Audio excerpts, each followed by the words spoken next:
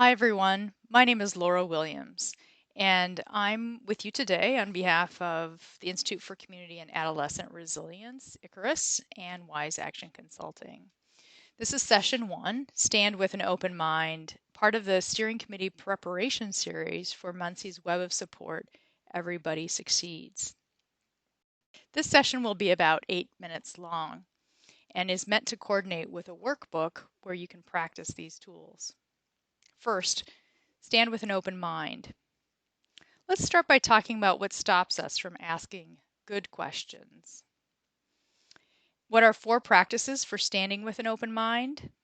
And so why do we think these practices can be especially useful in times of complex change?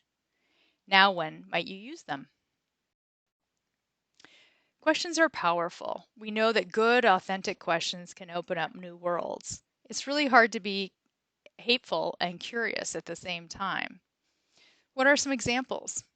Big questions like, are we the only planet in the universe with life on it? What is impossible today, but if we could do it, would fundamentally transform our community? How do we have both privacy and security in our nation? And a question we really like with webs of support is, what kind of man or woman do you want to be? What keeps us from finding good questions like these that are expansive, that are open, that lead to new possibilities? Well, I'm going to suggest there are 4 stances or mind states that can often keep us from finding good questions. Now, in and of themselves, they aren't problematic, but let's go through them. The first is judgment. The second is defensiveness. The third is disagreement. And the fourth is assumptions. Now, there are times when we need and use each of these to good effect. However, when we're in a collaboration, which could be a conversation with one other person, it could be working on a committee, it could be part of a policy group, it could even be a conversation within ourselves. Sometimes these stances fit, and sometimes they may make us feel a little bit stuck. Well, it's good questions that can move us forward, and we'll talk about practices to shift each one of these if they do not feel like they're a fit for the moment you're in. So practice 1 is turning judgment into curiosity. What might shift that for you? Practice 2 is noticing a time when you feel defensive and turning that into self-reflection. Asking yourself, what's going on here that I'm feeling defensive? Practice 3 is identifying moments where you feel strong disagreement, but then turning that into shared exploration. And practice 4 is turning assumptions, things that feel pretty clear and certain, noticing their assumptions, and turning them actually into questions. Now, what's an example? I want to talk about one of mine from recent experience, which is anchoring somebody across political differences. So there's a young woman in my life who's reached out, and I've talked with her about the Web of Support story, and I'm quite interested in nurturing a relationship. Well, as it came about the time of the election, it became clear that we didn't support the same political candidate.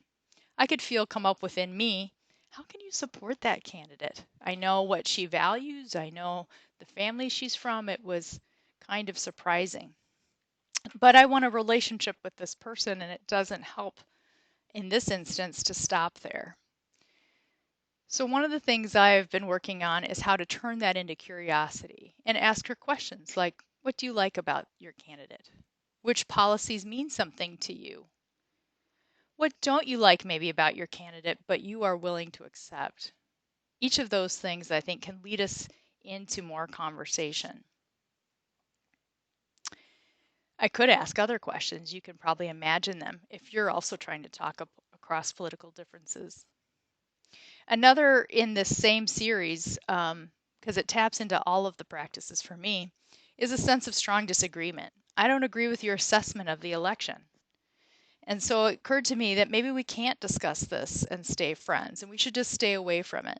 But then I started wondering, what if we don't? What if we don't ever discuss it, and yet it's something important to each of us? Would that affect our relationship as well? Would we maybe not develop the connection I was hoping for? So I've been working to turn that disagreement into shared exploration. And I literally said to her, how can we talk about this? I just acknowledged the disagreement and said, can we ask each other questions? Would you rather not talk about it and try and form a relationship around other topics? Or would you like to talk about it because it's important? And can we uphold each other and explore these differences? Thankfully, she said yes, and we're doing some of both. You might recognize yourself in some of these, and you might have tried similar approaches. So these are the practices we'd like you to try working with over the next couple of weeks before we meet. Why this tool of these 4 practices of standing with an open mind?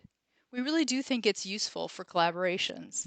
We know intuitively that collaborations involve different points of view to make good decisions, and most of the work we do together clearly has no one correct answer. And mining wisdom from all those different points of view and insights is sometimes challenging. When we don't have good tools to guide us, we can mismanage agreement actually, where people think we're in agreement but actually aren't. Or we can mismanage conflict, end up going around it, or simply stating our point of view even more strongly, and people drop out, or we end up with poorer outcomes. These tools are actually very useful for navigating a complex landscape or situation. Complex change, complex landscapes are those places where there is no one right answer. There's multiple factors impacting what we see as our current reality. These are kinds of tools that are really good for these spaces. And as I gave in the example earlier, we think it can really help with web weaving because good anchors know how to stand with an open mind.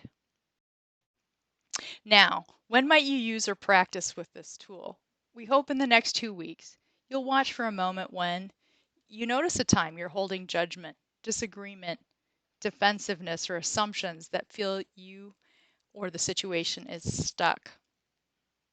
When that happens, consider what question, story, or other technique might shift that state into its alternative of curiosity, shared exploration, self-reflection, or developing questions. Practice and notice what happens next. We've put some guides to this to help you with your practice in the pre-session workbook that's available to you. In summary, there are 4 practices for standing with an open mind. They're useful in collaborating, especially in times of rapid change. You likely do these things already, but with practice it can become more second nature. And these we think are useful in many contexts to open up to more possibilities, whether it be in committee work or in anchoring, partnering, or in your workplace or personal life.